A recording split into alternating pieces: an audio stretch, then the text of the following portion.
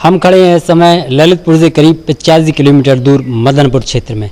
यहाँ जो स्वास्थ्य केंद्र है उसकी बदहाली की तस्वीरें हम आपको ग्राउंड जीरो से दिखा रहे हैं। जिस तरह से सरकारों ने यहाँ पैसा तो भेजा, लेकिन पैसों के अभाव में यहाँ की जो अस्पताल है वो एक बदहाल बन के रह गई है। यहाँ पे ना तो कोई स्टाफ है और ना ही कोई यहाँ पे कर्मचारी है, जिसकी वजह से जो मदनपुर के आसपास और ग्रामीण क्षेत्र के लोग हैं वह बदहाली के आंसू बहा रहे हैं और उनको इलाज के लिए मजबूरन मढ़ौरा और ललितपुर जाना पड़ता है। हमारे साथ आइए बात करते हैं कि ये जो स्थानीय लोग हैं उनसे बात करेंगे क्या यहाँ व्यवस्था है, कितने लोगों के यहाँ स्टाफ है और कौन कौन यहाँ आते हैं कौन नहीं आते हैं।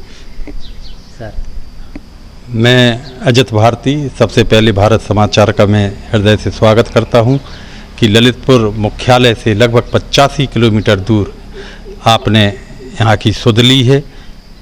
मैं समझता हूं कि काफ़ी समय से जी हमारा अस्पताल बना हुआ है, लेकिन कोविड जैसे माहौल में जब लोगों को स्वास्थ्य सेवाओं की आवश्यकता है, ऐसे में मैं समझता हूं कि हमारी स्वास्थ्य विभाग इस ओर कतई भी कोई ध्यान नहीं दे रहा है।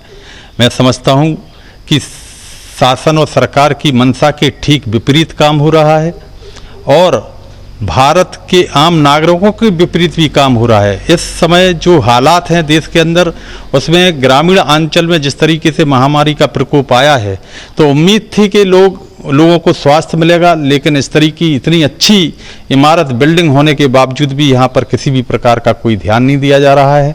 मैं तो योगी सरकार की मंशा के विपरीत काम करने वालों के विरुद्ध मांग करता हूँ आम नागरिकों की तरफ से कि ऐसे लोगों के खिलाफ सख्त से सख्त कार्रवाई होनी चाहिए। संजीव जी, आपको बताऊं कि यहाँ पर सब प्रकार की व्यवस्थाएं सिर्फ कागजों में चल रही हैं। पूरी की पूरी जो व्यवस्थाएं वो सब कागजों में हैं।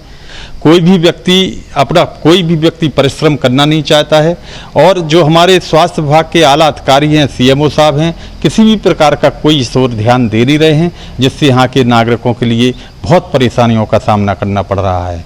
मैं और दुखी इस बात से भी हूँ कि हमारे इस क्षेत्र के इसी गांव के रहने वाले पहले पूर्व में रघुनाथ सिंह जी विधायक रहे हैं, इसके बाद हमारे देवेंद्र सिंह जी वो भी विधायक रहे हैं। यहाँ पर अभी हाल ही में जो हमारी जिला पंचायत की अध्यक्ष भी यहीं से रही हैं। अभी उनका जो है तत्काल निधन भी हुआ है, कोविड से निधन हुआ है उनके पति का भी कोविड से निधन हुआ है। एक बहुत बड़ी आबादी, एक बहुत बड़ा संपन्न क्षेत्र जो आपके लिए जड़ी बूटियों से लेकर और औषधि तक और इसके बाद जो है खनन कार्य का पूरा ये क्षेत्र भी कहलाता है और यहाँ पर संसाधन इतने अच्छे हैं कि जिसकी तारीफ करना बहुत कम है। लेकिन मैं समझ नहीं पा रहा हूँ कि आज तक यहाँ पर जिला प्रशासन इस ओर अपनी दृष्टि क्यों नहीं डाल रहा है, इसके पीछे कारण क्या है। ललितपुर का जो स्वास्थ्य विभाग है, जो इमारत तो खड़ी है, लेकिन यहाँ पर डॉक्टर हैं जो वो हफ्ते में एक आध दिन ही आते हैं और जो फार्मासिस्ट और लैब टेक्नीशियन और अन्य स्टाफ की बात करें, जैसे वार्ड बॉय और स्टाफ की बात करें, तो वो यहाँ पर नाराज रहता है, यहाँ पर ताला डला रहता है और जो मरीज हैं वो मजबूरी में पैसा लगाकर मढ़ौरा और ललितपुर में इलाज कराने के लिए मजबूर हैं और कई लोग रास्ते में ही दम तोड़ दिया है। धर्मेंद्र जी, आप कहाँ के निवासी हैं? जी, मैं मदनपुर का निवासी हूँ, हॉस्पिटल में स्वीपर पद पर तैनात हूँ। यहाँ पे कौन आता है, कौन इलाज? यहाँ पर डॉक्टर हरिओम शर्मा आयुष से आते हैं।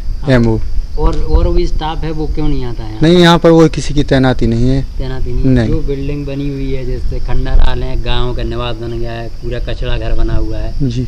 अस्पताल करोड़ों की बिल्डिंग को कचरा घर बना के रख दिया है, क्या है इसमें? नहीं, इसी में यही है कि कोई डॉक्टरी की तैनाती की जाए यहाँ पर। वो डॉक्टर यहाँ निवास क्यों नहीं करते हैं, क्या वजह है क्यों नहीं करते? यहीं 15 किलोमीटर आगे कर दे निवास। जबकि जो बिल्डिंग बनी है, जो जहाँ पे गांव का निवास बन के रह गया है, क्या है? नहीं, वो वहीं रहते हैं 15 किलोमीटर आगे। वो कहते हैं इमरजेंसी होगी, यहाँ इमरजेंसी नहीं है, वो CSC पे जाते हैं इमरजेंसी के लिए। मदनपुर में स्वास्थ्य सुविधाओं के लिए करोड़ों रुपए की लागत से बिल्डिंग जो आप पीछे देख रहे हैं, नवीन प्राथमिक स्वास्थ्य केंद्र की बनाई गई है बरसों पहले, लेकिन ये बिल्डिंग सिर्फ सफ़ेद हाथी ही साबित हो रही है, क्योंकि यहाँ पर स्टाफ जितना पर्याप्त मात्रा में तैनात होना चाहिए वहाँ है नहीं है। अस्थायी रूप में यहाँ पर चिकित्सकों की ड्यूटी लगाई है, फार्मासिस्ट, वार्ड बॉय और तमाम जो मेडिकल स्टाफ है, LT वगैरह, यहाँ पर तैनाती नहीं दी गई है। लोगों को इलाज के लिए मढ़ौरा जाना पड़ता है, तमाम झोला छाप डॉक्टरों की भी उनको शरण लेना पड़ती है मजबूरी बस। तो यहाँ पर फिलहाल यही कहेंगे कि बदहाल स्थिति में स्वास्थ्य सुविधाएं चल रही हैं। अगर हम आवासों की बात करें तो किस तरह से यहाँ माने जैसे कंडे पड़े हैं, गायों का निवास बन गया है आवास, डॉक्टरों का आवास है, गायों का निवास बन गया, वो यहाँ निवास नहीं करते हैं? निवास के लिए सुविधाएं यहाँ पर पर्याप्त हैं, बिजली की व्यवस्था भी है, अच्छी बिल्डिंगें इमारतें काफ़ी अच्छी हैं, लेकिन आला अधिकारियों की लापरवाही कहें या कोताही कहें कि यहाँ पर स्टाफ कोई निवासरत नहीं है। रात बिरात इमरजेंसी होती है, किसी को कोई दिक्कत होती है स्वास्थ्य संबंधी, तो लोगों को मजबूरी में वहाँ भागना पड़ता है। तो प्रशासन को चाहिए कि यहाँ पर तमाम चिकित्सक सुविधाएं उपलब्ध कराई जाएँ और जो स्टाफ है वहाँ यहाँ पर निवासरत किया जाए।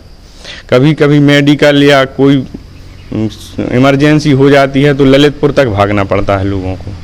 कई लोगों की रास्ते में मौतें भी हो चुकी हैं। कई मामले ऐसे हुए हैं कि पर्याप्त इलाज की सुविधा में प्राथमिक चिकित्सा नहीं मिल पाती है तो वो गंभीर स्थिति में पहुंच जाते हैं और कभी कभी कई मौतें भी हो जाती हैं अक्सर।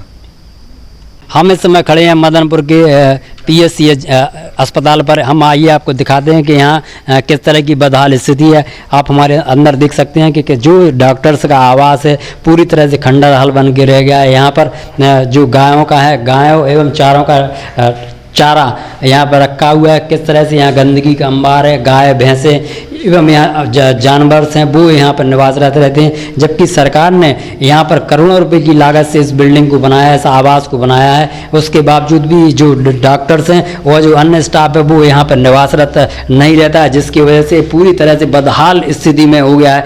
देखिए आप हम आपको दिखाते हैं कि किस तरह से यहाँ पर जो पंखे हैं, लाइटें हैं, वो सब यहाँ के लोग निकाल ले गए हैं, क्योंकि यहाँ पर डॉक्टर्स निवासरत नहीं रहने के कारण यह पूरी तरह से खंडरहाल होकर रह गया है। जो सरकारी बिल्डिंग्स है सरकार ने द्वारा बनाई गई थी यहाँ पर निवासरत करने के लिए, लेकिन जिसकी वजह से जो ग्रामीण क्षेत्र करीब यहाँ से 40 ग्राम पंचायतें यहाँ से जुड़ी हैं जिनको इलाज मिल सके।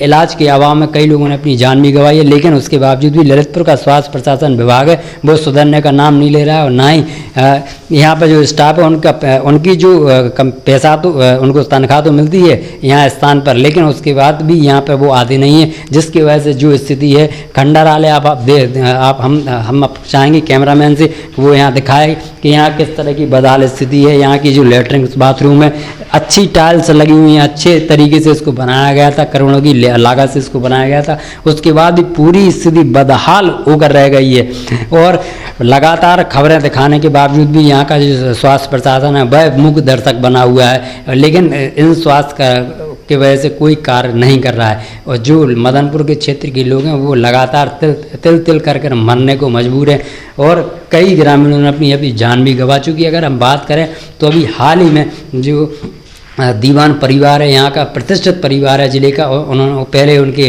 पति दीवान विक्रम सिंह की मौत हुई, फिर वहीं इस क्षेत्र से जिला पंचायत सदस्य राजकुमारी उनकी मौत हुई। इतनी मौतें होने के बाद, लगातार मौतें होने के बाद भी यहाँ का प्रशासन, ना स्वास्थ्य प्रशासन यहाँ पर कोई ध्यान नहीं दे रहा है। ललितपुर से भारत समाचार के लिए संजीव नामदेव।